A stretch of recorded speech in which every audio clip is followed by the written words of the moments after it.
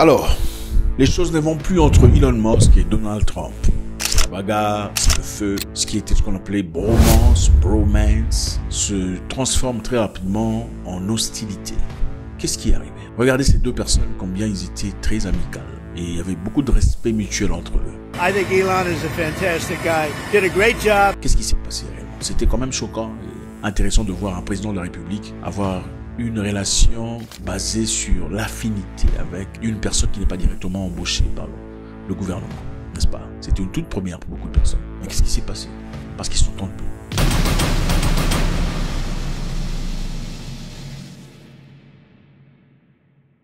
En réalité, il y a quelques jours, Elon Musk a critiqué Donald Trump dans une nouvelle loi qui vient de passer. I think it's the most important bill this country just about has ever done in terms of size and scope.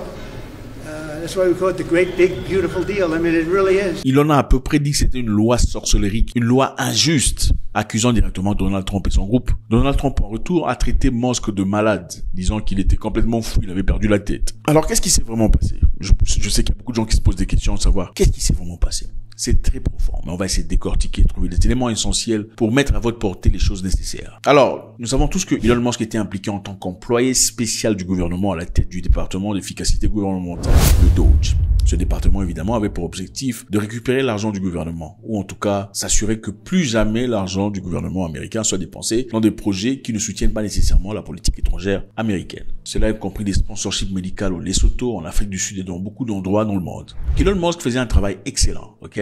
Il a apporté dans DOGE son style de travail. Musk a prôné la culture de travail intense avec des très longues heures de travail afin de réduire rapidement les dépenses fédérales et d'améliorer l'efficacité du gouvernement. Est-ce que ça a fonctionné?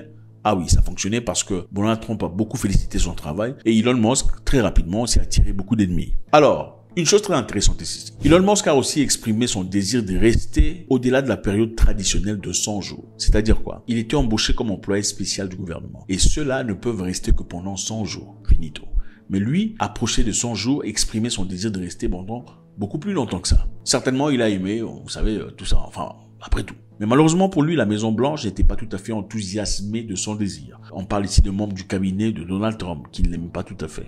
Ou en tout cas qui n'aimait pas son attitude. Alors qu'est-ce qui serait passé? À huis clos, Elon Musk aurait bousculé le secrétaire de trésor Scott Bessent. Donc on dit apparemment qu'il y aurait une bousculade entre les deux. Ça a commencé à pousser de partout pour quelconque raison, je ne sais pas trop. Et d'ailleurs, regardez dans cette vidéo, vous allez voir.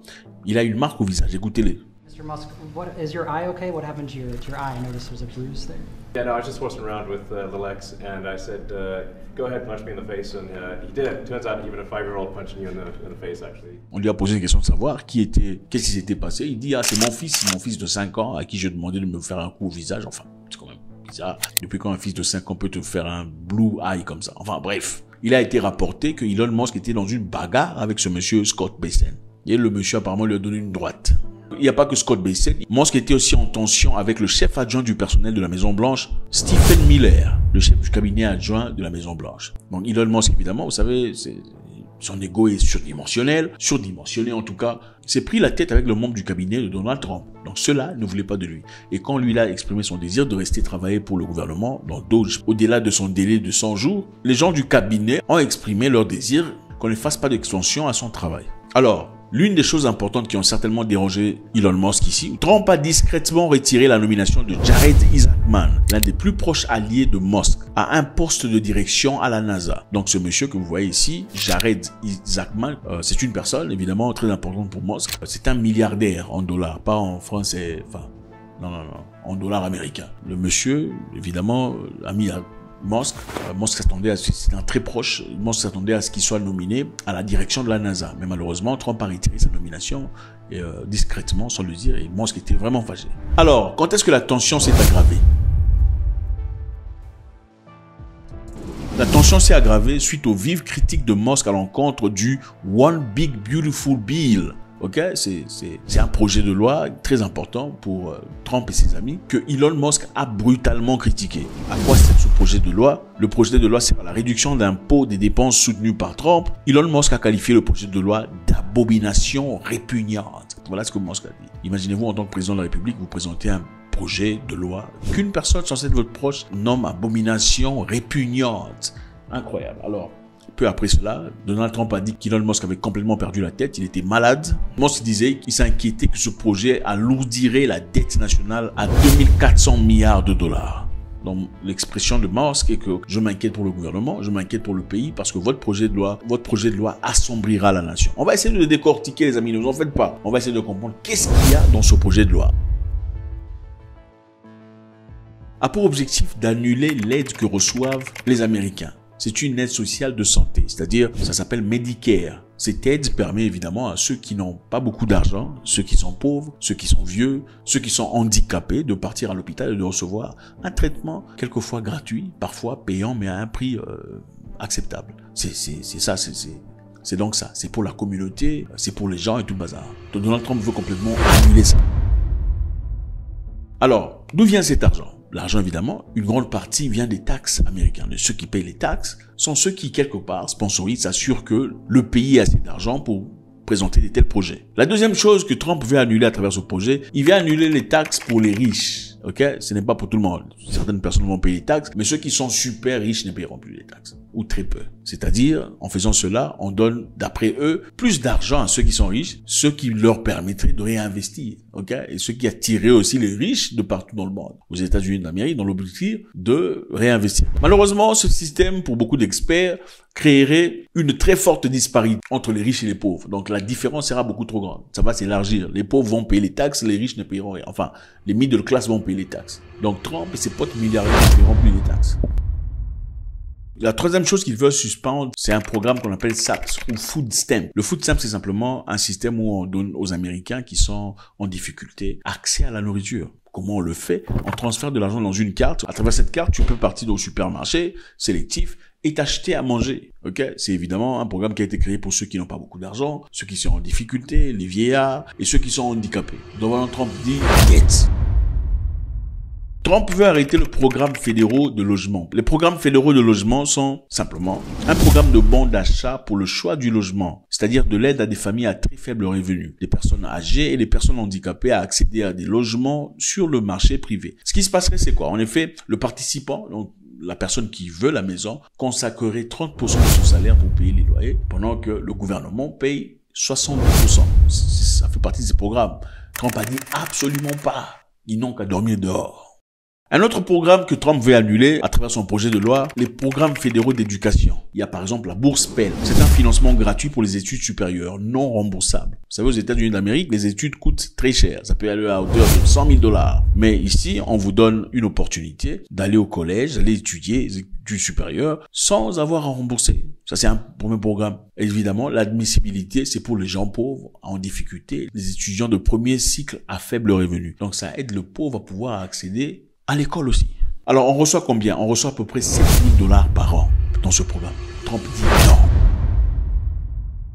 Alors, il y a un élément très important ici, je pense, c'est peut-être l'une des raisons pour lesquelles Musk est vraiment fâché, parce que lui, il parle de déficit, c'est-à-dire le pays va entrer en dette, c'est tout le bazar. Est-ce que c'est vraiment ça? Je pense que on va essayer de décortiquer et nous assurer si c'est peut-être pas le problème. Trump veut annuler l'incitation aux énergies propres. En effet, aux États-Unis, on encourage aux gens, depuis 1970, d'adopter l'énergie verte, l'énergie propre. En d'autres termes, si vous achetez un système solaire, ok, panneaux solaires, tout le bazar, il y a des incentives pour ça. Il y a des subventions. En d'autres termes, vous achetez un système solaire que vous mettez à la maison au lieu d'utiliser le courant normal tel qu'il est. Ce qui va se passer, c'est quoi? On va vous accorder 30% de tax credit. Tax credit ou crédit de taxe veut dire si vous installez un système solaire qui n'est pas un système typique, ok, avec des panneaux solaires ou autres, le gouvernement vous offre 30% off de taxe. C'est-à-dire, si votre système, par exemple, valait 20 000 $, 30% de 20 000 $, c'est combien? 6 000 $. À la fin de l'année, quand il faut payer vos impôts, ok? Quand il faut payer vos impôts, on va retirer 30% de la valeur de votre solaire, c'est-à-dire vos 6 000 $, on va considérer ça comme payé à l'IRS, l'organisation de taxes américaine. Pratiquement, si vous devez 7 000 $ de taxes au gouvernement, les 6 000 $ de 30% de votre système solaire seront payés dans le compte du gouvernement. Et il vous faudra simplement payer 1 000 $. Vous comprenez? C'est un programme qui a commencé en 1970 et a progressivement évolué. C'est pour encourager la population américaine de se pencher vers un système beaucoup plus clean. Ces subventions sont aussi valables en ce qui concerne les voitures électriques. C'est-à-dire, si vous achetez une voiture électrique au lieu d'une voiture conventionnelle, ce qui se passerait, c'est quoi? Le gouvernement vous donnerait 7500 $ en crédit. Donc, votre compte de crédit aura 7500 $. Et à la fin de l'année, au moment de payer les impôts, on va considérer que vous avez 7500 $ en crédit. Donc, au lieu de sortir de votre poche les 7500 $ à hauteur, ça dépend évidemment, ça pourrait varier, sera l'argent qui sera déposé dans le compte des impôts américains. Et ceci, évidemment, a été fait dans l'objectif pour encourager la population américaine d'acheter des voitures de machin histoire. Alors, pourquoi c'est important? L'objectif était évidemment de combattre le réchauffement climatique, contribuer à réduire les émissions de carbone et la pollution atmosphérique, rendre l'énergie propre plus abordable et accessible, créer des emplois dans les secteurs des énergies renouvelables. Donc c'était ça initialement l'objectif. Mais Donald Trump, pour ceux qui savent pas, n'a jamais été partisan de réchauffement climatique. Il pense pas que c'est une possibilité. Il pense pas que c'est causé par les humains. Ils ont complètement annulé ce système. Alors pour ceux qui comprennent, Elon Musk, propriétaire de Tesla, une voiture électrique, manifestement sera affecté sur le plan financier. Parce que si les gens ne sont plus subventionnés pour acheter des voitures électriques, c'est-à-dire que Tesla sera l'entreprise qui sera la plus affectée. Parce que ces subventions représentent l'oxygène dans les poumons des Tesla. Donc, en récapitulation, ils veulent réduire les impôts pour eux-mêmes, ils veulent couper l'aide au logement, donc pas fini, dormez dehors. Ils veulent couper le food stamp, donc pas de nourriture pour ceux qui n'ont pas d'argent. Manger dehors, manger les rats. Ils veulent couper l'aide aux soins pour ceux qui peuvent aller en difficulté sans argent. Pas d'hôpitaux pour vous, mourrez. Ils veulent couper la subvention pour les voitures électriques et l'énergie solaire. Ceci, évidemment, affecte directement Elon Musk. Et Elon Musk dit, ceci va créer un déficit incroyable. Le pays va entrer en dette comme pas possible. Alors, l'une des choses les plus importantes aussi pour eux, ils veulent plus d'argent pour le mur frontalier. Donald Trump a toujours voulu une construction du nouveau mur le long de la frontière américano-mexicaine. Parce qu'il pense que beaucoup de gens, en tout cas, beaucoup de gens venant des pays des tiers-mondes, républiques bananières sans loi, traversent à travers le Mexique.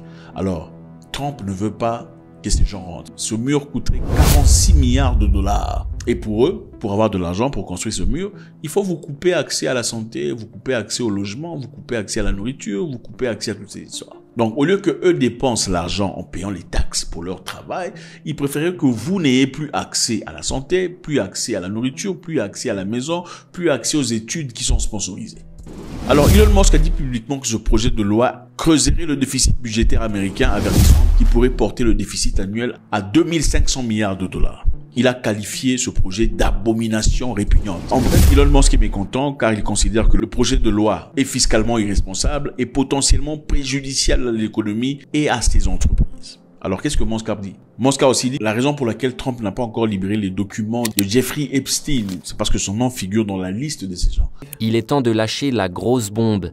Donald Trump figure dans les dossiers Epstein. Jeffrey Epstein, c'est qui? C'est un financier, une personnalité globale qui fréquentait les élites du monde. Donc, les riches, les princes, les notables, et notamment des politiciens, des membres de famille royale et tout le bazar, des célébrités, des chefs d'entreprise. Alors, Epstein possédait des jets privés et des villas dans les Caraïbes, où il organisait des grandes fêtes. Il y avait des choses incroyables qui se passaient là, vous imaginez déjà. Et aussi là-bas, apparemment, il y avait des jeunes mineurs qu'on emmenait là-bas. Et des grandes personnalités, des ex-présidents de la République et tout le bazar. Il y allait très souvent. Et aussi, le monsieur des ordinateurs aussi, apparemment, était... Epstein avait été arrêté. Après avoir été arrêté, on a fait des enquêtes. On a découvert qu'il aurait recruté et abusé des dizaines de mineurs, souvent par l'intermédiaire des réseaux des complices. Il a utilisé sa richesse et son influence pour réduire les victimes au silence. Vous comprenez ce que ça veut dire? Bon.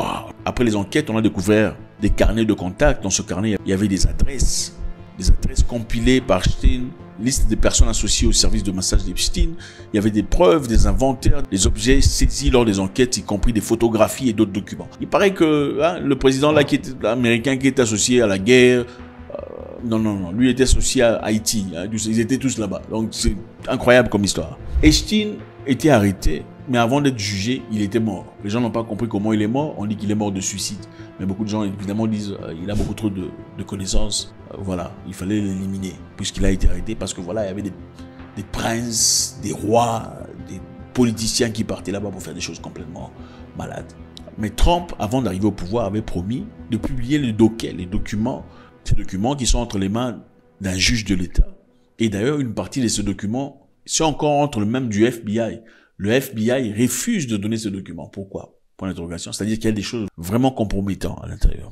Alors, qu'est-ce qui s'est passé? Le président Donald Trump a menacé de rompre les contrats fédéraux avec l'entreprise de Elon Musk, notamment SpaceX et Tesla. Pourquoi ceci compte? Évidemment, c'est parce que SpaceX détient des contrats importants avec la NASA, le département de la défense américain, pour le lancement des satellites, pour le transport de fret et d'astronautes vers les stations spatiales, c'est-à-dire pour lancer les satellites, c'est SpaceX qui fait ça pour le gouvernement. Pour envoyer des frettes à manger pour ceux qui sont dans des satellites, c'est SpaceX qui fait ça. Ils sont aussi associés au gouvernement américain dans le développement des capacités militaires spatiales, des armes spatiales. C'est SpaceX qui s'en occupe.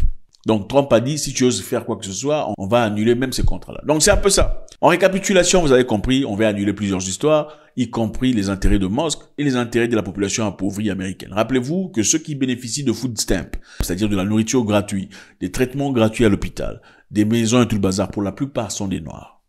Ok? 25% de ces personnes qui reçoivent sont des Noirs. Et rendez-vous compte qu'aux États-Unis, moins de 13% de la population est noire. Donc la grande majorité sont des Blancs. Alors, est-ce du racisme ou pas? Je sais pas. Faites-moi savoir ce que vous en pensez, j'aurai beaucoup de plaisir. God bless. Et avant de partir, est-ce que Elon Musk s'est fait duper par Donald Trump? Vous savez, la politique n'a pas de position, ça n'a pas de couleur, ça n'a pas de stance. Musk a dit que c'est grâce à lui que Trump est devenu président de la République. C'est grâce à lui qu'il est devenu président. Sans lui, il ne serait pas président. Il dit que Trump n'est pas reconnaissant. C'est un ingrat. Pensez-vous que Trump n'était pas au courant que Musk avait besoin, ou a toujours besoin, que les gens achètent sa voiture?